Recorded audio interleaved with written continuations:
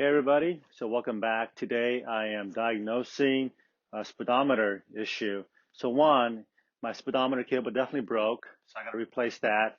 But two, before it broke, and then after I replaced the new one, my speedometer needle was jumping around as I'm going through the different various of speed, whether it's low speed or high speed. I'm getting that shakiness as it's going up the speed here. So I want to show you guys how I diagnose whether it's a cable issue or a speedometer issue, and hopefully it's not a transfer case issue. That would be the worst case scenario. Um, so and also, if you guys look closely here, this is an aftermarket gauge. It's not stock. Let me get you a little closer here. So if you have an aftermarket gauge like I've got here, this video might be helpful for you guys because I want to share with you guys the company I use to have these cables made. So this came from a company called Navada Speedmeter. So here, take down a number. There it is, the address, and let me see if I can get the part number out of here.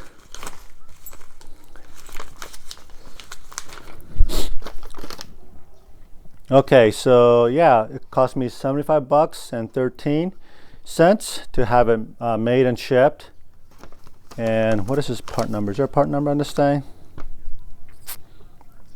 Nope. So I had it made my cable to 60 inches, like I said earlier, 5/8 upper and lower. That's the size for stock. So yeah, there you go, Navada Speedmeter service, and they made this overnight and shipped it out to me in just a few days. Okay, let's open this bad boy up and see what we're dealing with here. So let's just quickly go ahead and compare the two ends. And there you go. So this is the piece that actually broke off. Oop, get you back in the camera here.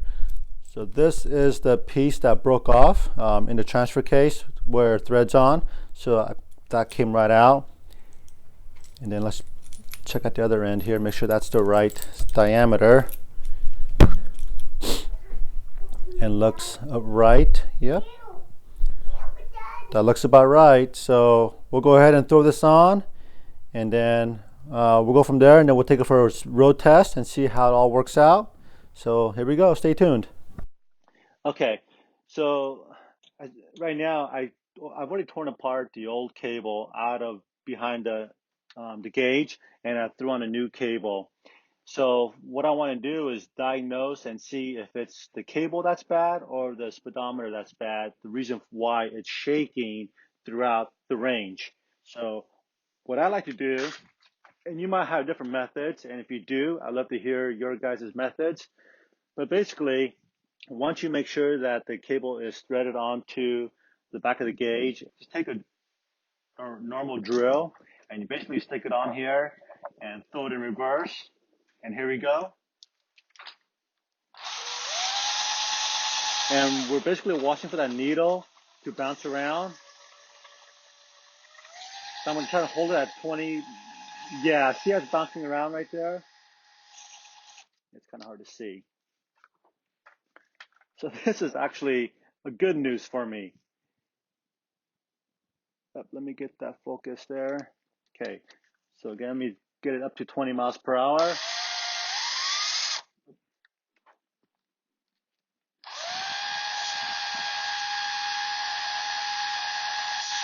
It's definitely shaking and bouncing, and may be hard to see on the camera, but that little bouncing just drives me nuts.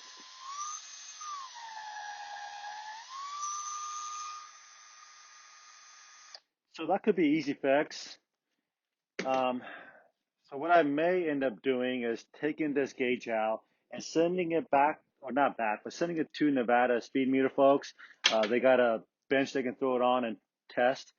They've already offered to do this for free for me, not a problem, and then send it back to me.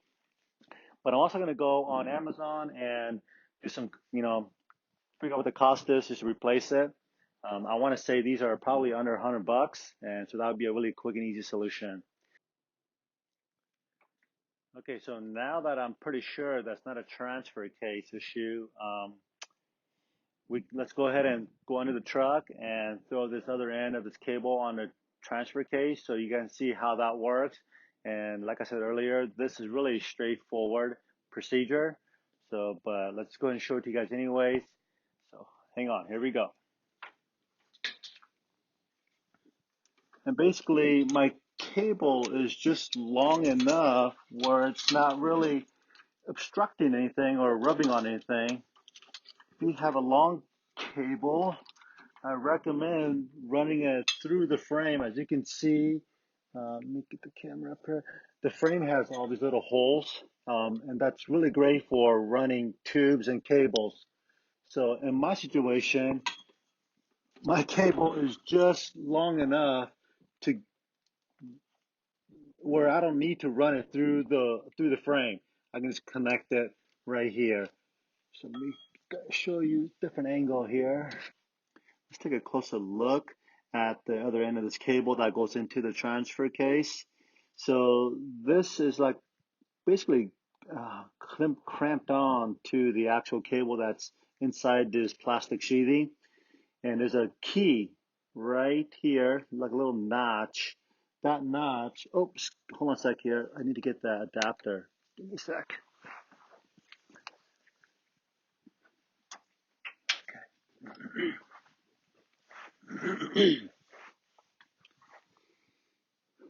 Okay, so this little adapter, you see if you guys can get that on the camera.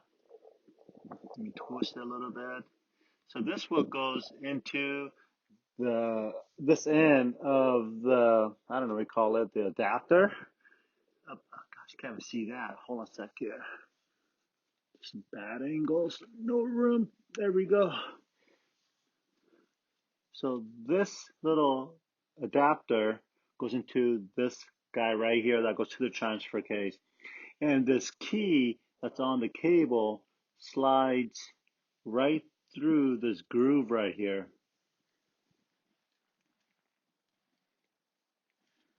So I'm going to get that on there. Come on.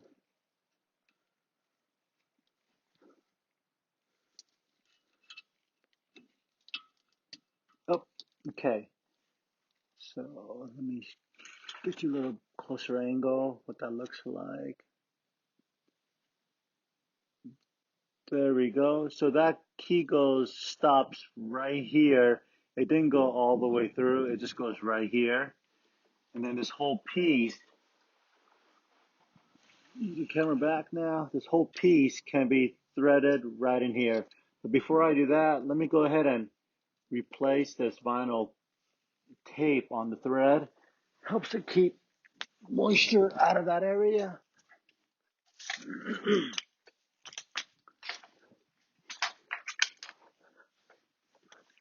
Okay.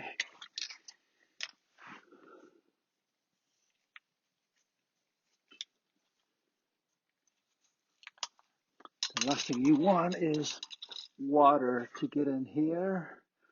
Let's see, is it this way? Yeah.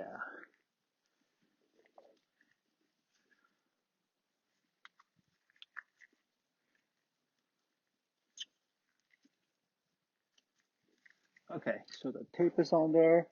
Now we're gonna go ahead and slide this bad boy in there and then just thread it on with our hands. Get under nice and snug.